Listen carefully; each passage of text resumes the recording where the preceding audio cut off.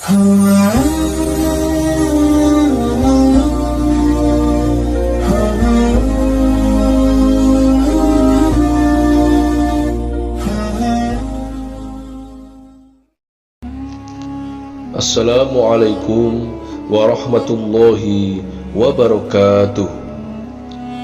Alhamdulillah, wassalatu wassalamu ala rasulillah wa ala alihi wa sahbihi wa mawalah, amma ba'du. Puji dan syukur kepada Allah, Tuhan sekalian alam, atas segala limpahan rahmat dan hidayahnya. Selanjutnya, salawat dan salam untuk Nabi Muhammad, pembawa risalah dinul Islam, hingga sampai kepada kita semuanya. Para pemirsa sekalian yang berbahagia, surga dalam kacamata Islam merupakan tempat yang sangat indah dan penuh dengan kenikmatan, di mana sebelumnya kenikmatan tersebut tidak pernah dibayangkan oleh manusia. Surga juga merupakan hadiah dari Allah bagi siapa saja yang beriman dan beramal soleh, dan surga ini merupakan harapan dan tujuan setiap umat muslim. Surga sendiri pernah digambarkan oleh Rasulullah SAW dalam sebuah sabdanya. Di surga ada 100 tingkat. Jarak antara masing-masing tingkat seperti antara bumi dan langit, serta Firdaus adalah surga tertinggi. Darinya 4 sungai surga memancar, di atasnya Ars. Bila kalian meminta kepada Allah, mintalah Firdaus. Hadis riwayat Tirmidzi. Lantas, siapakah para penghuni surga yang sangat indah tersebut? Allah berfirman dalam kitab suci Al-Quran, surat Al-Mu'min, ayat ke-1 hingga ke-11, yang mengelompokkan golongan penghuni surga Firdaus. Sesungguhnya beruntunglah orang-orang yang beriman, yaitu orang-orang yang khusyuk dalam sholatnya, dan orang-orang yang menjauhkan diri dari perbuatan dan perkataan yang tiada berguna, dan orang-orang yang menunaikan zakat, serta orang-orang yang menjaga kemaluannya, kecuali terhadap istri-istri mereka atau budak yang mereka miliki. Maka sesungguhnya mereka dalam hal ini tiada tercela. Barang siapa yang mencari di balik itu, maka mereka itulah orang-orang yang melampaui batas, dan orang-orang yang memelihara amanat-amanat yang dipikulnya dan janjinya, dan orang-orang yang memelihara sholat. Mereka itulah orang-orang yang akan mewarisi, yakni yang akan mewarisi surga Firdaus, dan mereka kekal di dalamnya. Berdasarkan firman dari Allah di atas tadi, dapat disimpulkan bahwa inilah 6 golongan calon penghuni surga. Yang pertama, orang yang selalu khusyuk dalam sholatnya. Rasulullah SAW pernah bersabda, "Sesungguhnya aku hendak menyuruhmu melakukan sholat. Kemudian aku hendak pergi ke pintu-pintu rumah kalian untuk menyuruhkan agar seluruh perbuatan dosa ditinggalkan. Lalu aku ingin membakar kayu bakar yang akan diletakkan di bawah tempat tidur kalian. Kemudian aku ingin memerintahkan kepada para pelayan laki-laki dan perempuan agar kalian tetap khusyuk di dalam sholat." Hadis riwayat Imam Ahmad. Yang dimaksud khusyuk dalam sholatnya di sini adalah seseorang yang saat melaksanakan ibadah sholat, ia dapat memusatkan perhatian dan pikiran sepenuhnya hanya pada ibadah sholatnya, sehingga dia benar-benar fokus dan khusyuk dalam menjalankan ibadah tersebut. Orang yang khusyuk dalam sholatnya akan menghindari segala pikiran-pikiran yang mengganggu. Dia merasakan kehadiran Allah secara langsung, serta meresapi bacaan sholatnya sebagai bentuk ibadah kepada Allah. Golongan penghuni surga yang kedua, yaitu orang yang menjauhkan dirinya dari perbuatan dan perkataan yang tidak berguna. Rasulullah pernah bersabda, "Tidakkah kalian lihat bahwa berbicara tentang urusan yang tidak berkaitan dengan kebaikan adalah dosa besar?" Para sahabat bertanya, "Ya Rasulullah, apakah itu?" Rasul kemudian menjawab, "Itu adalah gosip." Hadis riwayat Imam Muslim. Dalam kehidupan sehari-hari, marilah kita meninggalkan melakukan segala perbuatan yang tidak ada gunanya untuk dunia dan akhirat kita. Mari kita sibukkan diri melakukan perbuatan yang dapat memberikan manfaat positif, seperti belajar, bekerja, berolahraga, ataupun beribadah. Marilah kita hindari segala kegiatan yang hanya akan membuang-buang waktu serta energi kita saja, seperti menghabiskan waktu dengan hal-hal yang tidak bermanfaat atau mengikuti gosip yang tiada gunanya.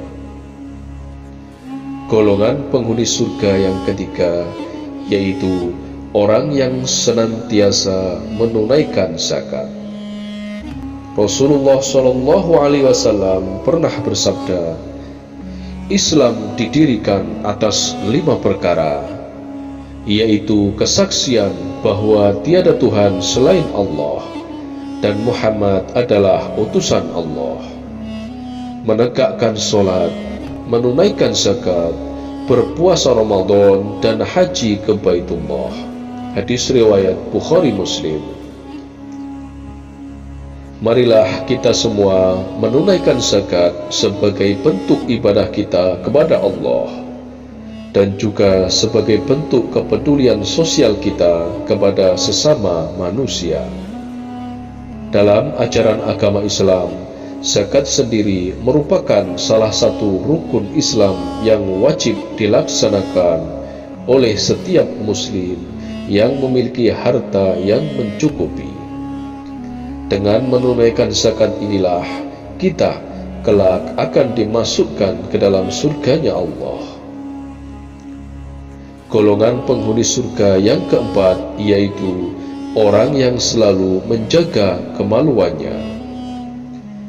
Rasulullah bersabda, "Jauhilah zina, karena zina adalah perbuatan yang paling besar dosanya setelah menyekutukan Allah." Hadis riwayat Imam Bukhari dan Imam Muslim. Menurut ajaran Islam, menjaga kemaluan merupakan bagian dari kewajiban umat muslim untuk memelihara kehormatan dan menjaga diri dari perilaku yang merusak moral serta nilai-nilai agama. Orang yang menjaga kemaluannya cenderung menghindari perbuatan atau perilaku yang merugikan dirinya serta orang lain, seperti berzina, melakukan pornografi, atau mengumbar aurat di tempat umum. Hal ini dapat dilakukan dengan cara mengontrol diri kita, menjaga pergaulan kita, serta mengikuti ajaran agama secara konsisten dan disiplin. Penghuni surga yang kelima, yaitu orang yang memelihara amanah yang menjadi tanggung jawabnya. Rasulullah pernah bersabda, sesungguhnya orang yang tidak menjaga amanah, maka tidak ada iman baginya. Dan orang yang tidak memenuhi janji, maka tidak ada agama baginya. Hadis riwayat Imam Bukhari. Orang yang memelihara amanat merupakan seseorang yang tentunya memiliki sifat jujur dan integritas dalam menjalankan tanggung jawab yang telah diberikan oleh orang lain kepadanya. Orang dengan jenis seperti ini dapat menghargai kepercayaan yang diberikan kepadanya untuk mengelola atau menyimpan sesuatu yang bernilai, dan berusaha untuk menjaga serta merawat amanah tersebut dengan sebaik-baiknya. Calon penghuni surga yang keempat yaitu orang yang selalu menepati janjinya.